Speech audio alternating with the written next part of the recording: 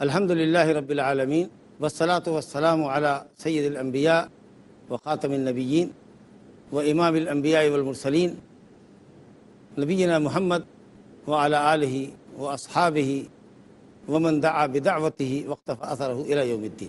اما بعد فاعوذ باللہ من الشیطان الرجیم. اولئک الذین یدعون یبتغون الی ربہم الوسیلۃ ایہم اقرب ویرجون رحمتہ ویخافون عذابہ ان عذاب ربک کان محذورا. محترم حاضرین، بزرگوں، دوستوں، کتاب التوحید الذی هو حق اللہ علی العبید کے 5ویں باب میں، جس کا عنوان ہے تفسیر التوحید و شہادت اللہ الہ الا اللہ، اس درس میں آپ کا خیر مقدم ہے، آپ کا استقبال ہے. جو توحید ہے وہی شہادت اللہ الہ الا اللہ، لا الہ الا اللہ کی گواہی دینا، اللہ کے سوا کوئی معبود نہیں، یہی توحید ہے. توحید اور شہادت اللہ الہ الا اللہ دونوں ایک ہی چیز ہے، صرف لفظ الگ ہے، معنی ایک ہی. جب بولے شہادت اللہ الہ الا اللہ یہی توحید ہے، جب بولے خالص اللہ کی بندگی کا انجام دینا تو یہی توحید ہے. توحید بولیے، شہادت اللہ الہ الا اللہ بولیے، بندگی اللہ کے لیے خالص کرنا بولیے، بات سب ایک ہوگی. کہیے کہ روٹی کیا ہے تو کوئی چپاتی دکھائے، کوئی تندوری روٹی دکھائے، کوئی نان روٹی دکھائے، سب روٹی ہے. تو مؤلف نے کہا شہادت اللہ الہ کی تفسیر. تو یہ نہیں سمجھنا چاہیے کہ توحید الگ ہے اور شہادت اللہ الہ الگ ہے. لفظ الگ الگ ہے لیکن دونوں کا معنی ایک ہی ہے. اس سے قبل کے 4 ابواب کے اندر ماشاء اللہ صاحب کتاب رحمۃ اللہ علیہ نے توحید کی اہمیت، توحید کی فضیلت، شرک کی مذمت اور توحید کی طرف دعوت اور اس کی فضیلت کے تعلق سے آیات اور احادیث تفصیل کے ساتھ بیان کی. یہ موضوع چونکہ بہت اہم ہے اور توحید کے تقاضے سمجھنا بھی بہت ضروری ہے کہ جب تک تقاضے لوگ نہیں سمجھیں گے اس وقت تک توحید ان کی زندگی میں عملی طور پر نہیں آئے گی. تو اس لیے توحید کے تقاضوں اور شرک کی قسموں کا بیان کرنے سے قبل 6 باب سے تفصیلات چلیں گی کہ توحید کے تقاضے کیا ہیں، شرکیہ اعمال اور عقائد کیا ہیں. ان کی تفصیل میں جانے سے پہلے صاحب کتاب رحمۃ اللہ علیہ نے ایک مرتبہ پھر توحید کا معنی اور شہادت اللہ الہ الا اللہ کا معنی اور اس کا تقاضا ہمیں اور آپ کو سمجھانے کی کوشش کی ہے اس باب کے ذریعے. یہ عظیم باب ہے کہ پھر ایک مرتبہ آپ توحید کے معنی اور مفہوم کو سمجھے، توحید کے تقاضوں کو سمجھے اور ہر شخص جائزہ لے کہ وہ اپنی توحید کے معاملے میں کہاں کھڑا ہے. چنانچہ پہلی آیت جو اس باب کے تحت صاحب کتاب رحمۃ اللہ علیہ نے ذکر کی ہے سورہ اسراء کی آیت نمبر 57 ہے. مگر اس آیت کریمہ کو سمجھنے سے پہلے آیت نمبر 56 کی تلاوت مناسب ہے تاکہ گفتگو مربوط رہے. رب العالمین فرماتا ہے قُلِ ادْعُوا الَّذِينَ زَعَمْتُم مِّن دُونِهِ قُلِ ادْعُوا الَّذِينَ زَعَمْتُم مِّن دُونِهِ فَلَا يَمْلِكُونَ كَشْفَ الضُّرِّ عَنكُمْ وَلَا تَحْوِيلًا أُولَٰئِكَ الَّذِينَ يَدْعُونَ يَبْتَغُونَ إِلَىٰ رَبِّهِمُ الْوَسِيلَةَ أَيُّهُمْ أَقْرَبُ وَيَرْجُونَ رَحْمَتَهُ وَيَخَافُونَ عَذَابَهُ إِنَّ عَذَابَ رَبِّكَ كَانَ مَحْذُورًا. اللہ تعالیٰ فرماتا ہے، اپنے نبی سے خطاب کرتا ہے، کہیے ان مشرکین کو جو اللہ کے علاوہ کو نت بناتے ہیں، شریک اللہ کا بناتے ہیں، اللہ کے علاوہ کو مشکل کشا اور حاجت روا سمجھتے ہیں، جن سے دعا کرتے ہیں، جن سے فریاد کرتے ہیں، ان سے کہیے ادعوا الذین زعمتم من دونہ، اللہ کے علاوہ جس کو اپنا کارساز سمجھتے پکارتے ہو ان کو پکارو، لیکن یاد رکھو جن کو تم اللہ کے علاوہ پکارتے ہو فلا یملکون کشف الضر عنکم ولا تحویلا، وہ تم سے در کو، تکلیف کو، مشقت کو، شدت کو بالکلیہ یا وقتی طور پر دور نہیں کر سکتے. نہ ہمیشہ کے لیے تم سے تکلیفوں کو دور کر سکتے ہیں اور نہ ہی تحویلا تم سے ہٹا کر کسی دوسرے کو شارٹ پیریڈ کے لیے بھی تم کو راحت دیتے ہیں، تم سے ہٹا کے دوسرے کے ساتھ ڈال دیں، یہ ان کے بس میں نہیں. کشف ہمیشہ کے لیے ہٹانا، در تحویل کرنا، منتقل کرنا تکلیفوں کو ایک سے دوسرے کی طرف. تو نہ بالکلیہ دور کر سکتے ہیں نہ عارضی طور پر دور کر سکتے. جن کو بھی تم اللہ کے علاوہ پکارتے ہو، سمجھتے ہو حاجت روا مشکل کشا، ان کی حقیقت اللہ نے بتایا کہ وہ تکلیفوں کو تم سے دور کر ہی نہیں سکتے، نہ کلی طور پر، نہ جزئی طور پر، نہ ہمیشہ کے لیے، نہ وقتی طور پر۔ اولئک الذین یدعون، جس کو یہ لوگ پکارتے ہیں۔ زبردست آیت۔ لوگ کہتے ہیں کہ قرآن مجید میں جو شرک کی آیتیں ہیں وہ سب بت کے پجاریوں کے لیے، جو بے جان بتوں کو پکارتے تھے۔ ہم تو اولیاء کرام کو پکارتے ہیں، انبیاء کرام کو پکارتے ہیں، یہ آیتیں ہم کو شامل نہیں ہیں۔ مشرکین بھی بے جان پتھروں کو نہیں پکارتے تھے، پتھروں کی شکل میں ان کو پوجتے تھے، لیکن جن کو پوجتے تھے وہ جاندار تھے، وہ بھی اپنے وقت کے ولی تھے، وہ بھی ان کے مہاپرش تھے، بڑے بزرگ لوگ ہوتے جن کی تصویریں انہوں نے بنا رکھی تھی۔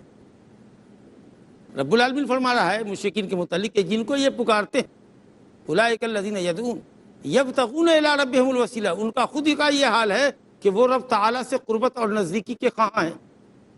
تو اللہ تعالیٰ کے بندے تھے، ان سے قربت اور نزدیکی چاہ رہے تھے۔ ظاہر بات ہے کہ یہ صفت بے جان پتھر کی تو نہیں ہو سکتی۔ یہ نیک بندے تھے جن کو یہ پکارتے ہیں، جن کو یہ پکارتے ہیں وہ خود اللہ رب العالمین کے بندے تھے، اور ان کو ہمیشہ یہ فکر لگی رہتی تھی کہ کیسے اللہ ہم سے راضی اور خوش ہو۔ اعمال صالحہ کے ذریعے اللہ سے قربت چاہتے تھے، نزدیکی چاہتے تھے۔ آیت کی تفسیر میں حضرت عبداللہ بن عباس رضی اللہ عنہ نے فرمایا ہے کہ یہ لوگ مسیح علیہ السلام کو، عزیر کو، مریم کو اور دوسرے اللہ کے نیک بندوں کو پکارتے تھے۔ اور صحیح بخاری میں حضرت عبداللہ بن مسعود کا قول نقل کیا گیا ہے کہ یہ جن لوگوں کو پکارتے تھے وہ جن تھے، جنوں کو پکارتے تھے۔ ان کے شر سے بچنے کے لیے کسی وادی میں جاتے تو کہتے کہ اس وادی کے کبیر اور سید کی پناہ میں اپنے آپ کو دیتا ہوں۔ ان سے ڈر کے ان کی پرستش کرتے تھے۔ وہ جن کو یہ پکارتے تھے وہ اللہ کی توفیق سے مسلمان ہو گئے، مومن ہو گئے، لیکن یہ مشرکین ابھی تک ان کو پکارتے ہی رہے، ان کے ساتھ شرک کرتے رہے۔ کچھ لوگوں نے یہ کہا کہ یہ ملائکہ کو پکارتے تھے۔ شیخ الاسلام امام ابن تیمیہ فرماتے ہیں کہ تمام اقوال صحیح ہیں، کسی میں کوئی اختلاف نہیں۔ یہ آیت ہر اس شخص کو شامل ہے جس کا معبود خود اللہ کا عابد ہو، جس کو آپ نے معبود بنا رکھا ہے، خود وہ اللہ رب العالمین کا عبادت گزار تھا، اللہ سے تقرب چاہتا تھا، نزدیکی چاہتا تھا، نیکی کے کام کر کے اللہ رب العالمین کو خوش کرنا چاہتا تھا۔ اس میں فرشتے بھی داخل ہیں جو رات دن اللہ کی تسبیح و تحلیل کرتے ہیں، تقدیس کرتے ہیں۔ مقرب بارگاہ ہے، اللہ کے مقرب ہیں۔ وہ جن بھی ہیں جو مسلمان ہوئے، اور حضرت عیسیٰ و عزیر و مریم اور دوسرے انبیاء اور صالحین اور دوسرے بزرگان دین بھی ہیں، کیونکہ یہ سب اللہ تعالیٰ کی پرستش کرنے والے، اللہ سے نزدیکی حاصل کرنے والے، اعمال صالحہ کے ذریعے اللہ سے قریب ہونے والے، یرجون رحمتہ و یخافون عذابہ، اللہ کی رحمت کی امید لگانے والے، اللہ کے خوف سے ڈرنے والے لوگ تھے۔ تو اب بتائیے کہ یہ آیت بے جان پتھروں کے لیے ہے یا انبیاء صالحین فرشتوں کے لیے جن کی یہ لوگ پرستش کرتے تھے؟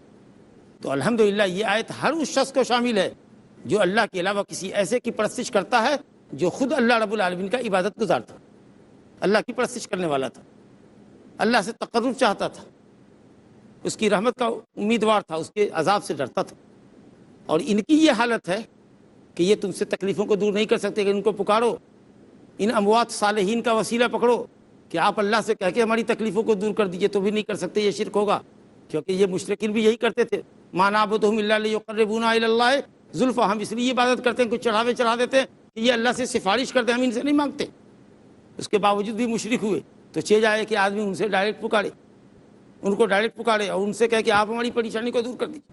اللہ کہتا ہے نہ یہ کلی طور پر دور کر سکتے ہیں، نہ جزئی طور پر دور کر سکتے ہیں، کسی کے کوئی کام نہیں آ سکتے۔ یہ تو خود اللہ کے محتاج ہیں، اللہ کی رحمت کے امیدوار ہیں، اللہ کے عذاب سے لرزاں و ترساں۔ معلوم یہ ہوا اس میں کہ مشرکین نرے بتوں کو نہیں پکارتے تھے، بے جان پتھروں کو نہیں پکارتے تھے، وہ انبیاء صالحین، جنوں کو، ملائکہ کو پکارتے تھے، جو مومن تھے، جو اللہ کے مقرب بندے تھے۔ اور اس سے یہ بات بھی ضروری طور پر معلوم ہوئی کہ عبادت کے لیے ضروری ہے کہ انتہائی درجہ محبت کے ساتھ، انتہائی درجہ ذلت اور خاکساری کے ساتھ اللہ کی عبادت کی جائے، ورنہ عبادت نہیں ہوگی، اکڑ کے کوئی عبادت نہیں ہوگی۔ حد درجہ محبت ہو اللہ سے، اور حد درجہ ذلت، فروتنی اور عاجزی اللہ کے سامنے اختیار کرو، اور اس سے رحمت کی امید رکھو، ثواب کی امید رکھو، اور عذاب سے خوف کھاؤ۔ جب تک ثواب کی امید نہ ہو، عذاب کا خوف نہ ہو، عبادت نہیں ہوتی۔ علماء نے لکھا ہے کہ عبادت کی یہ 3 ارکان ہیں: اللہ سے محبت، ثواب کی امید، اور اللہ کے عذاب کا خوف۔ کچھ لوگ کہتے ہیں، صوفیہ کہتے ہیں، ہم کو اللہ سے محبت ہے اسی لیے ہم عبادت کرتے ہیں، ہم کو جنت نہیں چاہیے، نہ ہم کو جہنم کا ڈر ہے، ایسا بولتے ہیں۔ کچھ لوگ کہتے ہیں کہ نہیں بھائی، ہم کو ثواب کی امید ہے۔ مرجیہ فرقہ کہتا ہے ہم عذاب سے تو نہیں ڈرتے، کلمہ پڑھتے، لیکن ثواب کی امید ہے، اسی عبادت کرتے۔ خوارج اور معتزلہ کہتے ہیں نہیں، ہم کو عذاب کا ڈر ہے اسی لیے عبادت کرتے۔ ہم کو عذاب کا ڈر ہے اس لیے بات کرتے. اہل سنت والجماعت کہتے ہیں کہ نہیں، اللہ سے جب تک محبت نہ ہو، انتہا درجہ محبت، اور ذلت اور خاکساری نہ ہو دل میں، اور جب تک اللہ کی ثواب کی امید نہ ہو اور اس کے عذاب کا خوف نہ ہو، جب تک یہ تینوں چیزیں نہیں ہوں گی عبادت نہیں ہوگی. اور اس کا سورہ فاتحہ میں آپ دیکھیے، بسم اللہ الرحمن پڑھتے ہیں الحمدللہ رب العالمین، تمام تعریف اللہ کے لیے، ہر صفت کمال سے اللہ متصف ہے کیونکہ وہ رب العالمین، اس کی نعمتیں بے شمار ہیں. دل میں محبت آئی کہ اللہ نے اتنی نعمتیں کی ہیں، تو نعمت کرنے والے سے تو محبت کی جاتی ہے نا. کوئی کسی پر ایک احسان کرتا ہے تو آدمی اس کا گن گاتا ہے، اللہ نے اتنے احسانات کیے تو اس سے تو محبت ہوگی ہی. اس کے بعد کہا الرحمن الرحیم، بڑا رحمان الرحیم ہے. اب آپ دیکھیے یہ رحمت کی امید جگی. اس کے بعد کہا مالک یوم الدین، قیامت کے دن کا مالک ہے، روز جزا کا مالک، سزا دے گا. قیامت کی ہولناکی سامنے لائی گئی، خوف ہوا. اور اس کے بعد تب کہا گیا ایاک نعبد، اے اللہ ہم تیری ہی عبادت کرتے ہیں. تو عبادت سے پہلے اللہ کی محبت، اس کی رحمت کی امید اور اس کے عذاب کا خوف ہو. جب تک یہ بات نہیں ہوگی عبادت نہیں ہو سکتی. انشاءاللہ ایک مختصر وقفے کے بعد گفتگو کا سلسلہ جاری رہے گا. لا الہ الا اللہ. السلام علیکم ورحمۃ اللہ. ماشاء اللہ، وقفے کے بعد تفسیر توحید و شہادت اللہ الہ الا اللہ کے چیپٹر میں آپ کا استقبال ہے. ابھی ہم نے سورہ اسراء کی آیت نمبر 56 اور 57 کا درس لیا اور یہ سمجھا کہ مشرکین اللہ رب العالمین کے علاوہ جن کو پکارتے تھے وہ بھی اللہ کے نیک اور صالح بندے تھے، اللہ کی عبادت گزار تھے. لہٰذا جو بھی کوئی کسی بندے صالح کی پرستش کرے، عبادت کرے، نظر و نیاز چڑھائے اور اس کو اور اپنے درمیان میت کو، صالح میت کو، غائب شخص کو جو حاضر نہ ہو، اپنے اور رب تعالیٰ کے درمیان واسطہ بنائے جیسا کہ مشرکین مکہ بناتے تھے، تو وہ مشرک ہے اور اس کا شرک اکبر ہے، اسی نوعیت کا جس نوعیت کا شرک اہل مکہ کا تھا. اس لیے یہ ضروری ہے کہ آپ توحید کو سمجھیں اور لا الہ الا اللہ کے تقاضوں کو سمجھیں. دوسری آیت جو اس باب کے اندر مؤلف نے ذکر کی ہے وہ سورہ زخرف کی آیت نمبر 26، 27، 28 ہے. حضرت ابراہیم خلیل اللہ علیہ الصلوۃ والسلام کے متعلق. حضرت ابراہیم خلیل اللہ علیہ الصلوۃ والسلام جیسا کہ آپ جانتے ہیں امام الحنفاء ہیں، امام الموحدین ہیں، ابو الانبیاء. حضرت ابراہیم علیہ السلام کے بعد سے لے کر جتنے انبیاء کرام آئے اور آخری نبی حضرت محمد صلی اللہ علیہ وسلم، یہ تمام انبیاء حضرت ابراہیم سے لے کر حضرت محمد صلی اللہ علیہ وسلم تک، آخری نبی تک، تمام انبیاء حضرت ابراہیم علیہ السلام کی اولاد اور ذریت میں. دیکھیے اللہ فرماتا ہے وَإِذْ قَالَ إِبْرَاهِيمُ لِأَبِيهِ وَقَوْمِهِ إِنَّنِي بَرَاءٌ مِّمَّا تَعْبُدُونَ إِلَّا الَّذِي فَطَرَنِي فَإِنَّهُ سَيَهْدِينِ وَجَعَلَهَا كَلِمَةً بَاقِيَةً فِي عَقِبِهِ لَعَلَّهُمْ يَرْجِعُونَ. یاد کرو اس وقت جب کہ ابراہیم علیہ السلام نے اپنے باپ سے کہا، اپنی قوم سے کہا، کھلا کہا إِنَّنِي بَرَاءٌ مِّمَّا تَعْبُدُونَ، میں برات کا، بیزاری کا اظہار کرتا ہوں. کوئی ڈپلومیسی نہیں، ایک دم کلیئر کہتا ہوں، کھلا کہتا ہوں کہ میں ان تمام معبودوں سے بیزار ہوں، بری ہوں جن کو تم اللہ کی بندگی میں شریک کرتے. معلوم ہوا کہ توحید یہ ہے کہ اللہ کے علاوہ جس کسی کی پرستش کی جا رہی ہے، جس شکل میں کی جا رہی ہے، اس سے مومن برات کا اظہار کرے. یہی ہے طاغوت کا انکار، اور بندگی کو صرف اللہ کے لیے ثابت کرے. حضرت ابراہیم خلیل اللہ نے کہا الا الذی فطرنی، سوائے اس ذات کے جس نے مجھ کو پیدا کیا. جس نے مجھ کو پیدا کیا وہی میری بندگی کا مستحق ہے. مجھ سے چاہو گے کہ ہم بزرگوں کی پرستش کر لیں، یہ کبھی نہیں ہوگا کیونکہ اس نے ہم کو پیدا نہیں کیا ہے.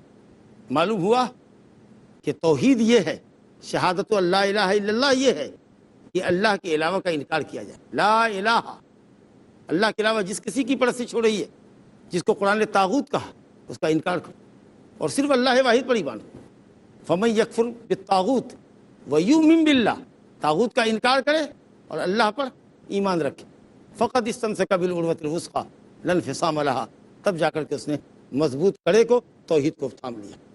سورہ بقرہ آیت نمبر 256. تو ضروری ہے کہ آدمی طاغوت کا انکار کرے، اللہ کے علاوہ کی عبادت کا انکار کرے اور بندگی کو صرف اللہ کے لیے خاص کرے. وَإِلَٰهُكُمْ إِلَٰهٌ وَاحِدٌ لَا إِلَٰهَ إِلَّا هُوَ الرَّحْمَٰنُ الرَّحِيمُ. سورہ بقرہ آیت نمبر 163 میں اللہ فرماتا ہے تم سب کا معبود ایک اللہ ہے.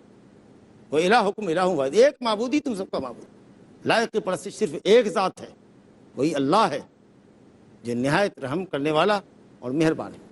حضرت ابراہیم خلیل اللہ علیہ السلام نے قوم سے کھلا کہا، تمام معبود سے میں بیزار ہوں، بڑی ہوں. سوائے اس کے جس نے مجھ کو پیدا کیا، الا الذی فطرنی، معلوم ہوا کہ عبادت کا مستحق صرف وہی ہے جو آپ کا پیدا کرنے والا، جس نے پیدا نہیں کیا وہ آپ کی عبادت کا قطعاً مستحق نہیں، ذرہ برابر بھی کوئی عبادت اس کے لیے انجام نہیں دی جا سکتی۔ حضرت ابراہیم علیہ السلام کی قوم اللہ کی پرستش بھی کرتی تھی، غیر اللہ کی پرستش بھی کرتی تھی، اس لیے کہا کہ جن کو تم اللہ کے ساتھ شریک کرتے ہو ان سے میں بیزار ہوں، صرف اللہ کے لیے اپنی بندگی خالص کرتا ہوں۔ اس کا مطلب یہ کہ حضرت ابراہیم کی قوم ایسی نہیں تھی کہ جو اللہ کی پرستش نہ کرتی رہی ہو، یا مشرکین مکہ بھی نہیں تھے ایسے کہ جو اللہ کی پرستش نہیں کرتے تھے، بس خالص پرستش نہیں کرتے تھے، خالص بندگی نہیں کرتے تھے، پیور نہیں کرتے تھے، بندگی میں غیر اللہ کو سے بزرگوں کو بھی شامل کرتے تھے، کچھ نظر و نیاز ان کے ناموں کی بھی چڑھا دیتے تھے، ان سے بھی خوف کھاتے تھے، ان سے بھی امیدیں رکھتے تھے۔ تو ایسا نہیں کہ وہ ناستک تھے، اللہ کو نہیں مانتے یا کافر تھے، صرف غیر اللہ کو مانتے تھے، نہیں، اللہ کو بھی مانتے تھے، غیر اللہ کو بھی مانتے تھے، بندگی خالص اللہ کے لیے نہیں کرتے تھے۔ اس لیے کہا اننی براء مما تعبدون، جن کی تم پرستش کرتے ہو ان سے میں بیزار ہوں، الا الذی فطرنی، سوائے اس کے جس نے مجھ کو پیدا کیا، فإنہ سیہدین، وہی مجھ کو ہدایت کی راہ دکھائے گا، وجعلها کلمۃ باقیۃ فی عقبہ لعلہم یرجعون، اور اللہ تعالیٰ نے کلمہ توحید کو، حضرت ابراہیم کی دعوت کو ان کے عقب میں، ان کی نسل میں، ان کی ذریت میں باقی رکھا، وجعلها کلمۃ باقیۃ، کلمہ باقیہ سے مراد، کلمہ باقیہ سے مراد جس کلمے کو اللہ نے ان کی ذریت میں باقی رکھا، توحید کا کلمہ لا الہ الا اللہ، یہ کلمہ باقیہ اللہ نے ان کی نسل کے اندر باقی رکھا، وجعلها کلمۃ باقیۃ فی عقبہ لعلہم یرجعون، اور تم کہتے ہو اپنے آپ کو کہ ہم حضرت ابراہیم کی اولاد ہیں، تو اللہ نے ابراہیم علیہ السلام کی اولاد میں ان کی دعا کی برکت سے توحید رکھی ہے، تم توحید کی راہ پر آؤ، مشرکین سے کہا جا رہا ہے۔ تو حضرت ابراہیم خلیل اللہ علیہ السلام نے بالکل صاف ستھرے الفاظ میں تمام معبودان باطلہ کا انکار کیا اور صرف بندگی کا مستحق ایک اللہ کو قرار دیا جو انسانوں کا خالق ہے، اس لیے عبادت صرف اسی کی کر دی جائے۔ اب آپ کے سامنے وقفہ ہے سوال جواب کا، انشاءاللہ تعالیٰ دوسری 2 آیتیں اور ایک حدیث لینے سے قبل ہم آپ سے سوال جواب لیں گے، پھر دوسری مجلس میں اس باب کی چند آیات اور ایک حدیث پر گفتگو کریں گے انشاءاللہ۔ السلام علیکم شیخ۔ وعلیکم السلام۔ شیخ، آپ نے فرمایا کہ جب کوئی شہادت لیتا ہے یا اسلام قبول کرتا ہے آپ کے ہاتھ سے تو آپ کو اونٹ کا ثواب ملتا ہے، اونٹ کا ثواب ملتا ہے نا، کوئی آپ کے ہاتھ سے اگر اسلام قبول کرے؟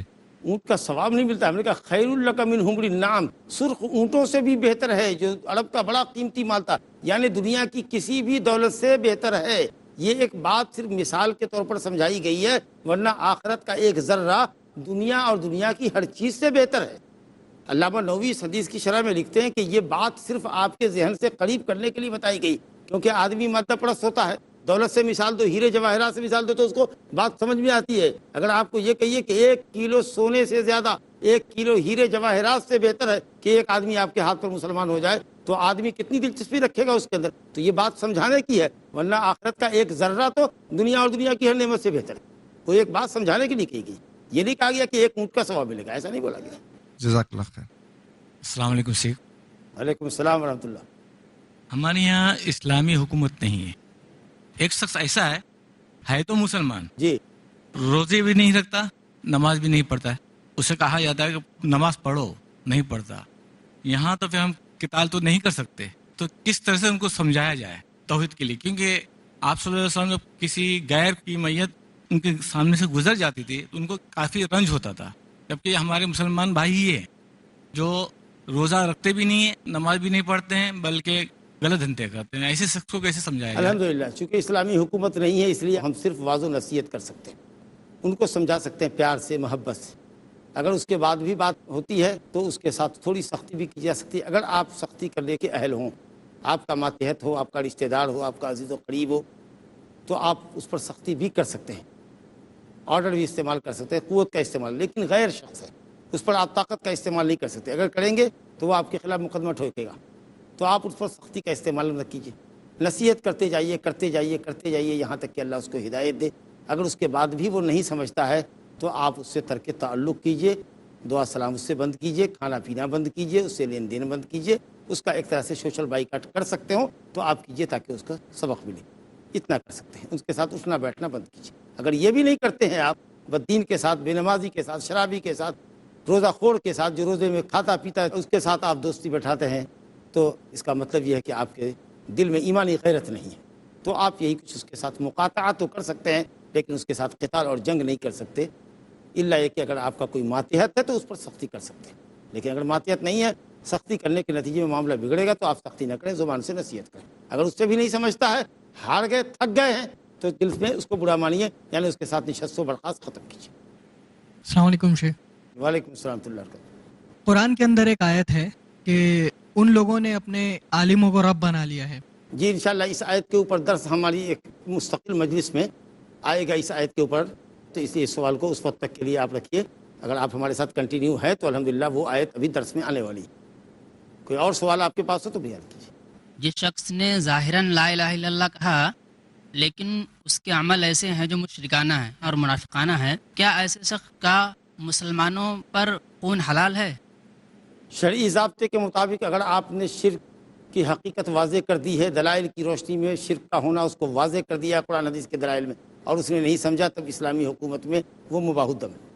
اگر وہ توحید کے خلاف ہے، شرک کرتا ہے اور اہل توحید کے ساتھ معارضہ بھی کرتا ہے تو وہ مباح الدم ہے۔ لیکن جہاں غیر اسلامی حکومت ہے ہم ان کے لیے ہدایت کی دعا ہی کر سکتے ہیں، اس کے آگے تو کچھ نہیں کر سکتے۔ اور کلمہ بھی پڑھ رہا ہے اور توحید کے مطابق عمل بھی کر رہا ہے، لیکن دل میں کفر چھپائے ہوا ہے، تو اس کو کیا کہیں گے؟ اس کو کیا کہیں گے؟ منافق، اعتقادی منافق۔ اب اس کا حال اللہ کو معلوم، وہ حسابہ علی اللہ، اس کا حساب اللہ لے گا، لیکن بظاہر ہم اس کو مسلمان کہتے ہیں، لیکن کلمہ پڑھ رہا ہے، عمل اس کے بالکل خلاف ہے، ہم اس کو نصیحت کریں گے، نصیحت نہیں سمجھے گا تو بہرحال چونکہ وہ شرکیہ عقیدہ رکھتا ہے، شرکیہ عمل کرتا ہے، لہذا وہ مشرک ہے۔ جو عام مشرک کا حکم ہے وہی اس کا بھی حکم ہے۔ وباللہ تعالیٰ توفیق۔ اور کوئی سوال؟ السلام علیکم وعلیکم السلام۔ شیخ، بہت سے لوگ جو نان مسلم ہوتے ہیں وہ بہت اچھے اچھے کام کرتے ہیں، جیسے لوگوں کی مدد کرتے ہیں، ان لوگوں کی کافی ہیلپ وغیرہ کرتے ہیں، تو ایسے لوگوں کے لیے آخرت میں کیا اجر ہے ہوا ہے؟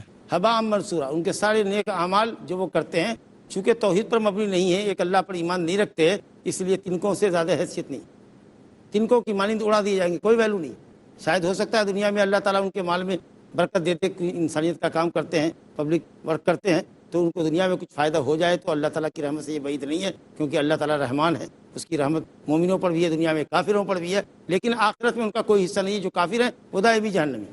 اور ایک سوال شیخ، بہت سے مسلم ایسے ہیں جو وسیلے میں صدقے میں مانگتے ہیں، ان لوگوں سے پوچھا جائے کہ آپ ڈائریکٹ اللہ سے کیوں نہیں مانگتے، تو وہ کہتے ہیں کہ ہم گنہگار ہیں، ہم ڈائریکٹ اللہ سے نہیں مانگ سکتے، ہماری اتنی حیثیت نہیں ہے، نہ ہی ہماری اتنی اوقات ہے، تو ایسے لوگوں کو ہم کس طریقے سے گائیڈ کریں گے؟ ان کو کہیے کہ یہ غلط ہے، اللہ رب العالمین اوقات کو نہیں دیکھتا، اس تک پہنچنے کے لیے، اس سے دعا کرنے کے لیے کسی وسیلے کی ضرورت نہیں ہے۔ اللہ تعالیٰ نے کہا ادعونی استجب لکم، تم مجھے پکارو میں تمہاری پکار سنوں گا۔ اللہ نے یہ نہیں کہا کسی کے واسطے اور وسیلے سے آؤ، اگر وسیلہ بھی لینا ہے تو اپنے نیک اعمال کا پیش کرو، یہ مردوں کو پکار کر کے صالحین کے ذریعے تم شرک کر رہے ہو۔ اس لیے یہ مجلس ہماری ختم ہوتی ہے، وقت ہمارا ختم ہو گیا، انشاءاللہ دوسری مجلس میں آپ سے ملاقات ہوگی۔